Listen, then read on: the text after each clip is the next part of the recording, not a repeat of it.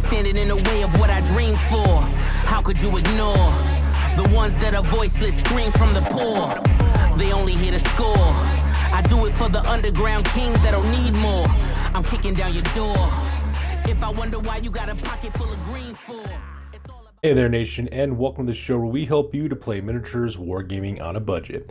It is I, Commander Cheapskate. We're back in another episode of Regiments of Renown, and this is our series that is dedicated to the building, assembling, painting of our 3,000 point Dogs of War army for Warhammer Fantasy Battle.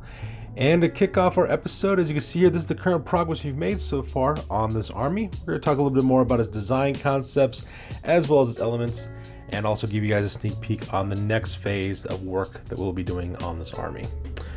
So unfortunately, it's been a while since I've been able to return to Regiments of Renown. I've been busy doing other projects, unfortunately, during this time period. So because of that, I haven't made all that much progress. I've been on the army so far.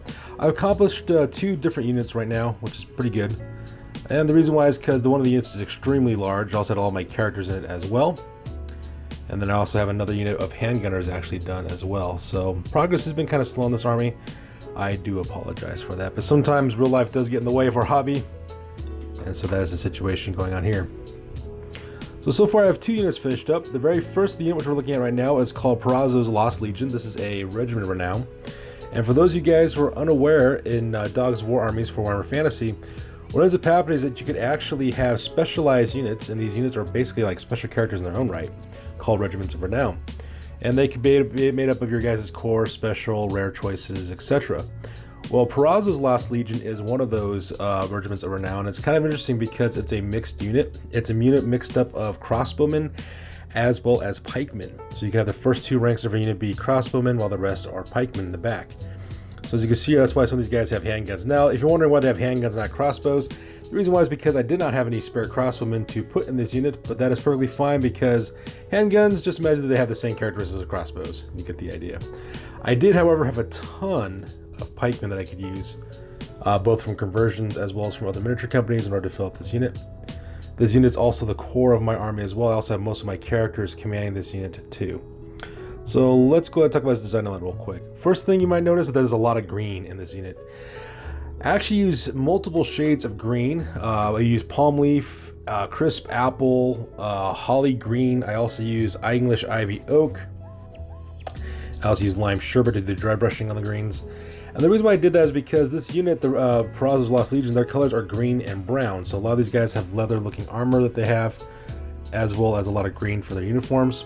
And the reason why that is the case is because of the color choices that they actually have for those units. And so that's why I basically concentrated on this one. I went with this multiple green type of look for this army. So that way it looks very unique and different. Ever since painting up the Bretonians for my army, I've been really a big fan of actually doing individual paint jobs instead of making everything totally uniformed, adding a little bit of variety to all the uniform colors and stuff. And I really like that effect. And it really works out well, especially for a mercenary army like Dogs of War. So as you can see there, like for example, this guy here in the front, for example, he has what looks like holly green armor, clothing with some palm leaf, while this guy here has some English ivy green, that kind of thing. And I alternated it up, of course. The pikemen are actually a combination of 2 different units. I have some pike and shot guys like this guy here in the front with the Conquistador helmet. And then I have some 6th edition, I believe, or 6th edition Warhammer Fantasy Imperial Spearman Detachment guys that I had. That I actually made their pikes out of floral wire. And then I just capped their pikes with the spear tips from the miniatures. And that's where all these guys coming from here, right here as well. I also have some 6th edition Warhammer Fantasy handgunner miniatures that are pewter and plastic and located in this unit as well. And of course we have our homemade movement tray.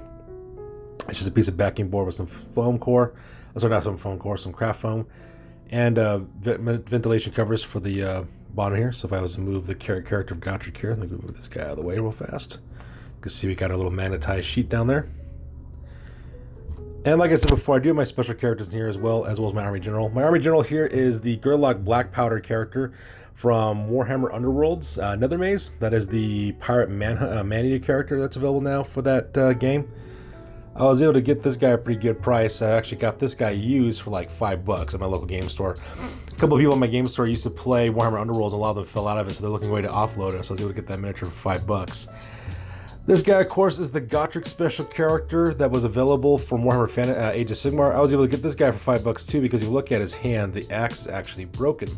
So when I bought this miniature used from a guy at the game store trying to sell it, he let me buy it for $5 because he didn't want to use it anymore because it was broken, so I was able to get that as well. And right next to him, of course, is the special character Felix Jaeger. I believe this guy used to be an old D&D bard miniature, I believe, because on his offhand here, he actually carried a lute, which I then cut off and altered a little bit. And then I attached a Imperial General sword to his other arm, so that way you could have that sword. So that way I have those two special characters. And then I have Maximilian Schreiber, which is a Lore of Light wizard, I believe, from the Empire Army. I did a little bit of, took off his back crest, for example, for his cloaks and painted him yellow. His character is actually supposed to be from the Gotrek and Felix novels. I believe he dabbled in metal as well as light, I believe, for that character. So I decided to use this guy for metal, Lore of Metal, for my Dogs of War army. And that's how we went about going that. I also used some contrasting colors and things like sashes and hats and things. So like yellows, reds, blues, some feathers and things of that nature in order to break up the different color combinations. And overall, I think it came out really, really awesome. Really happy with the end result of how Perazo's Last Legion actually came out. Very satisfied with the end result. Now the other unit over here is what's called the Luchini Rifles, what I'm calling these guys. The Luchini Rifles are a unit of 20 handgunners. There's a lot of handgunners in Dogs of War. And you notice these guys have different colors of light blue, dark blue, and turquoise. And I did that once again just to do that alternating color scheme between the different characters to make that individualized paint job look.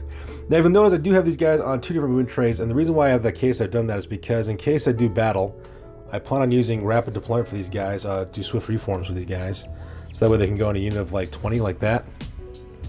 So that way they can take up fighting positions. I am planning on equipping these guys with devices, for example, so that way they're a little bit more defendable in the shooting phase. But they also make some pretty good infantry too, especially recovering your flanks of your main bodies. So you see I got lots of different colors. I have lots of different turquoises and blues, as well as reds and yellows to create contrast. Same thing with the brown armor that we put on these guys as well. Complementary colors with those blues. Use a lot of copper and gunmetal gray for all the guns. So these miniatures are actually from a game called Pike and Shot. It's a game that takes place during the English Civil War, as well as the 30 Years Civil War made by Warlord Games. I was able to get a bunch of those miniatures for really cheap in my local game store. They were actually clearancing out that stuff. I was able to buy a bunch of them to make them look really cool. In fact, that's where most of my Dogs of War army guys come from. It's actually from Pike and Shot for the infantry anyways. Now my plan here is to create what is known as a tertio build. That's where you have basically one giant block of pikemen that was used during the Renaissance, and they are actually flanked on either side by units of handgunners as well, and they're also supported by other infantry units as well and artillery.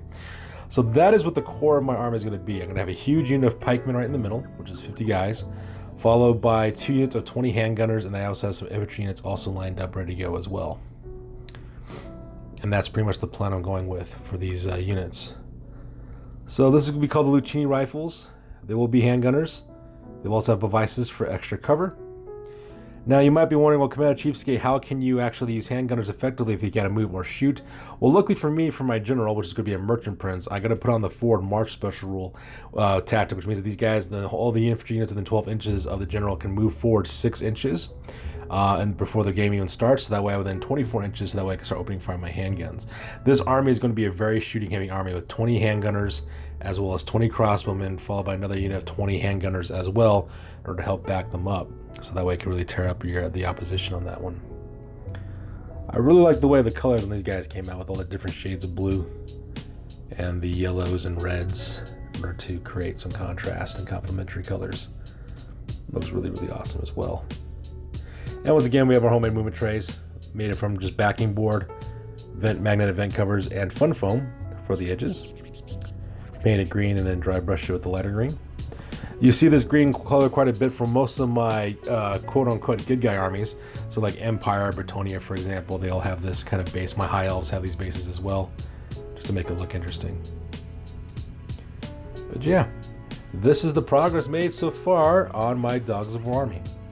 So now that we're done talking about the progress, let's go and show you what our next project portion is going to be.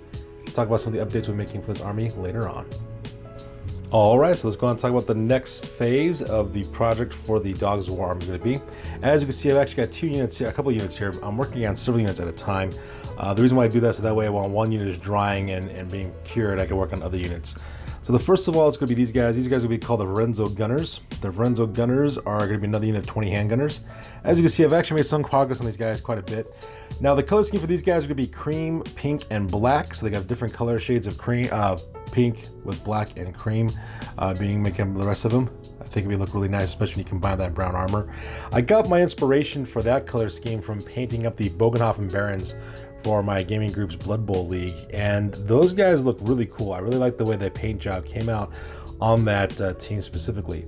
So I'm going to try to replicate that same look with these guys, with the browns, the pinks, the blacks, as well as the cream colors for the Lorenzo Gunners. As you can see, I already got the movement trainer made up for those guys, so I'm really excited to see exactly how that one goes around. So this is probably the one I'd finish next, just because whenever you paint up miniatures in an army, you usually want to start off with your core choices first, so that way you can start playing right off the bat if you need to.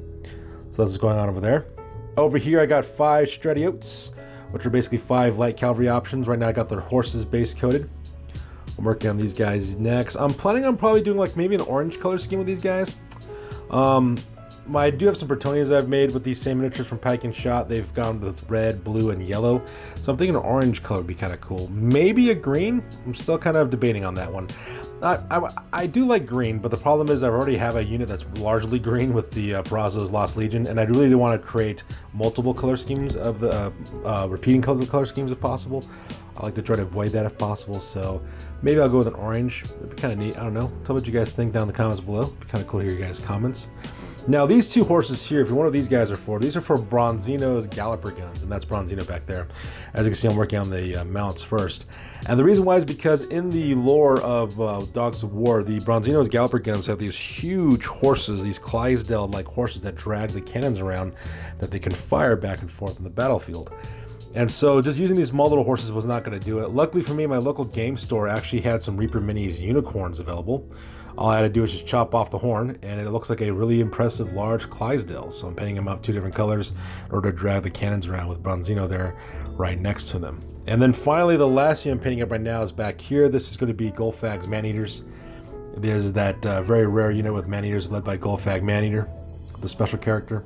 So I actually was kind of lucky. I actually had some really kind of weird looking options originally when I was putting this unit together. I had some leftover like Ogre Beast miniatures from I don't know what army it was or whether I got them from a garage sale or something. But I had like a couple of bugbears in this unit and it looked kind of weird. I'm just going to be straight up honest with you. It looked kind of different. So in order to solve this problem, my local game store had this guy who was selling some Reaper Minis that he had. And he had 2 Giantesses that were just fresh in the box. He offered me $3 per pack, so I bought those. And bam, now I got 2 female Giantesses, which I'm going to be using as proxy man-eaters for this unit. So as you can see, I got one guy with guns, I got a Giantess, as well as Golfag Man-Eater, got another Ogre Chieftain Reaper Mini, an Ogre back there, another Iron Fist conversion I did with 2 Iron Fists on their hands. I got a Battle Master's Ogre, and then another Giantess in the back. So I am currently painting up that unit as well. So get that unit ready to go and cause some chaos in the battlefield. So yeah. There you have it. This is the progress so far on my Dogs of War army. We are kind of picking up the pace now that I'm actually dedicating time to working on it. So it should be doing pretty good now. After this, I'll probably work on my very first unit of Skeleton Warriors for, what's it called, the Cursed Company. I'm planning on doing like an ethereal green paint job for those guys. So keep an eye on that. So yeah, pretty happy with the city progress. It was kind of nice to get back to painting again after taking a hiatus for so long. It is all kinds of fun. Alright you guys, that's good for this one. As always, please feel free to like, comment, and or subscribe. Your guys' input is valuable to us as always. Also check us out on Facebook, Instagram, as well as blogger.com for all the latest greatest hobby news related to this channel. That's good for you guys. We'll catch you guys next one. Peace out and stay classy.